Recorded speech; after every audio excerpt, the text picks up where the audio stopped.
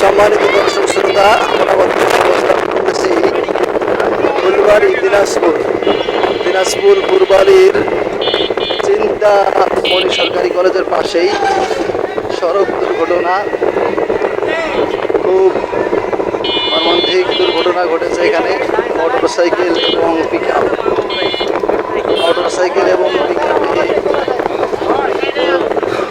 একটি বাজেভাবে দুর্ঘটনা ঘটে গেছে। মোটরসাইকেল চালক ভাই মর্মান্তিক ঘটনা, তিনি এবং পিকআপ ড্রাইভার সুস্থ আছেন।